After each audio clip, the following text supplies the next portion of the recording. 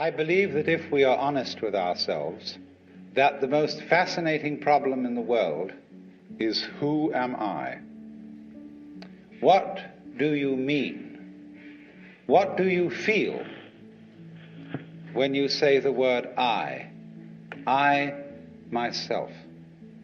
I don't think there can be any more fascinating preoccupation than that, because it's so mysterious, it's so elusive. Because what you are in your inmost being escapes your examination in rather the same way that you can't look directly into your own eyes without using a mirror. And that's why there's always an element of profound mystery in the problem of who we are. In the words of the poet Houseman, I, a stranger and afraid, in a world I never made. And so therefore we speak of confronting reality, facing the facts. We speak of coming into this world, and this whole sensation that we are brought up to have of being an island of consciousness locked up in a bag of skin, facing outside us a world that is profoundly alien to us in the sense that what is outside me is not me. This sets up a fundamental sensation of hostility and estrangement between ourselves and the so-called external world. It is absolutely absurd to say that we came into this world. We didn't. We came out of it. What do you think you are? Supposing this world is a tree, are you leaves on its branches, or are you a bunch of birds that settled on a dead old tree from somewhere else? Surely everything that we know about living organisms from the standpoint of the sciences shows us that we grow out of this world, that we, each one of us, are what you might call symptoms of the state of the universe as a whole. The whole of Western thought is profoundly influenced through and through and through by the idea that all things, all events, all people, all mountains, all stars, all flowers, all grasshoppers, all worms, everything are artifacts.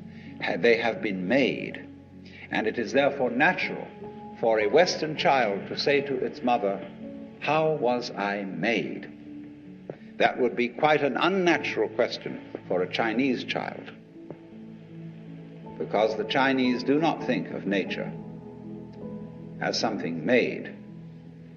They look upon it as something that grows, and the two processes are quite different. When you make something, you put it together, you assemble parts, or you carve an image out of wood or stone, working from the outside to the inside. But when you watch something grow, it works in an entirely different way. It doesn't assemble parts. It expands from within and gradually complicates itself, expanding outwards, like a bud blossoming, like a seed turning into a plant. Because when you describe human behavior, or the behavior of a mouse or a rat or a chicken or anything you want to describe, you find that as you try to describe its behavior accurately, you must also describe the behavior of its environment. Supposing I walk, and you want to describe the action of walking. You can't talk about my walking without also describing the floor. Because if you don't describe the floor and the space in which I am moving, all you will be describing is somebody swinging his legs in empty space. So as to describe my walking, you must describe the space in which you find me. You know, you couldn't see me unless you could also see my background, what stands behind me. Instead of being quite direct with our children, we say, you're here on probation, you understand that? And maybe when you grow up a bit, you'll be acceptable. But until then, you should be seen and not heard. You're a mess.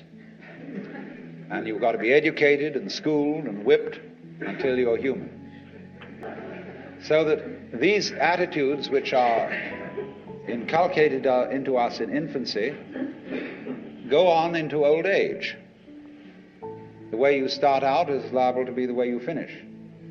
So people going around fundamentally feeling that they don't belong. Because their parents said to them in the first place, look, you don't really belong here.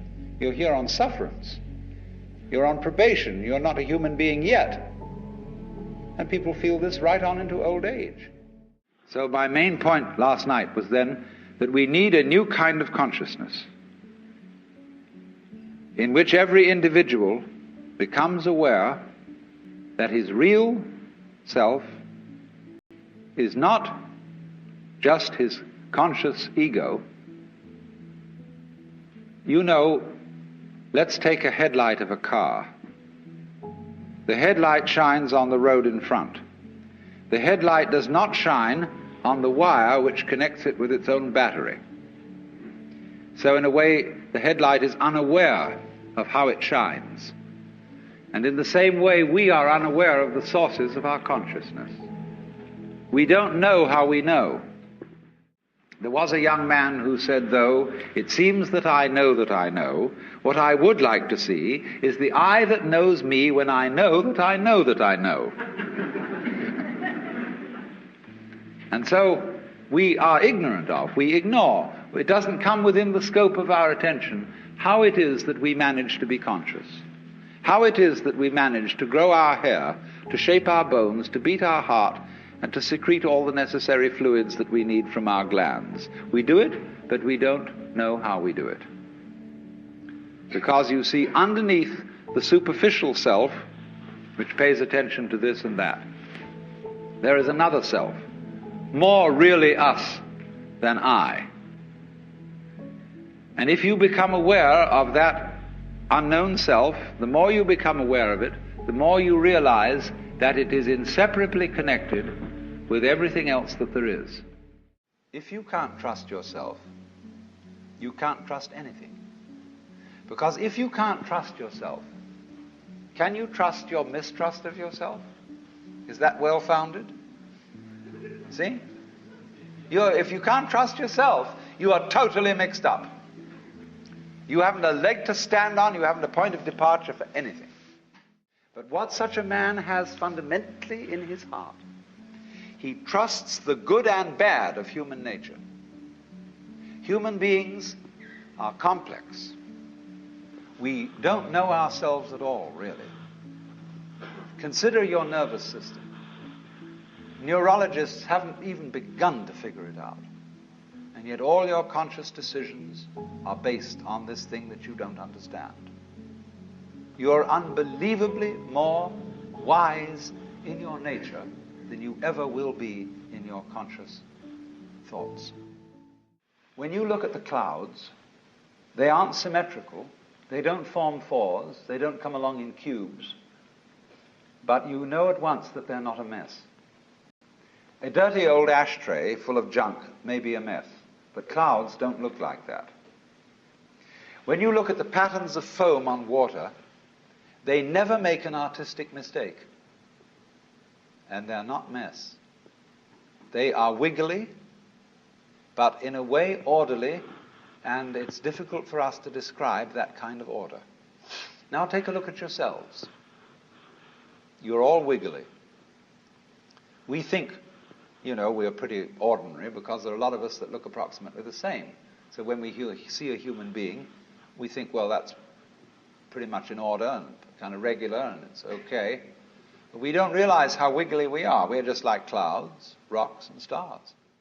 When St. Augustine was asked what is time, he said, I know what it is, but when you ask me, I don't.